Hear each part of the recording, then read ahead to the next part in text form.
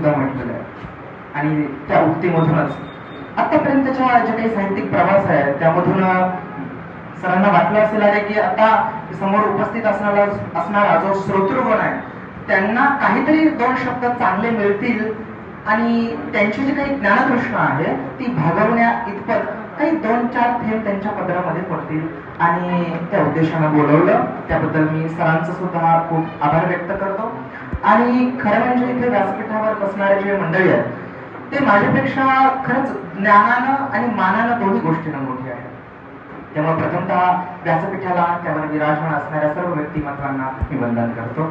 समोर असणारे श्रोतृगण आहेत त्यांनाही वंदन करतो. आणि मुख्य विषयाकडे आपण आता वळूया. सर म्हणाले की आता प्रमुख वक्ता म्हणून बोलत असताना काहीतरी एक व्याख्यान विषयावर बोलत असताना एक व्याख्यानाला सूत्रबद्ध मांडणी असते, एक विषय असतो, मग तुम्ही विषय काय निवडाल.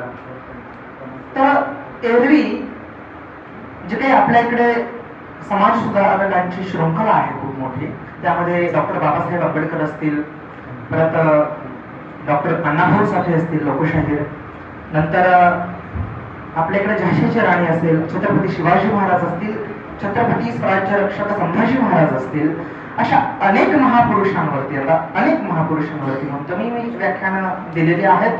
पुन्हा करिअर गायडन्स वरती 10वीच्या मुलांना त्यावरती बोललेलो आहे. पुन्हा आयुष्यामधले जे काही प्रसंग असतात, निसर्ग आहे, सुखदुःख आहे, प्रेम आहे, अशा विषयांवरती सुद्धा बोललेलो आहे. कारण चांगुलपण नावाचा माझा जर कविता संग्रह तुम्ही वाचला, बाजारामध्ये येईल काही दिवसामध्ये, तर त्याच्यामध्ये अनेक विषयांची अशी मांडणी आहे.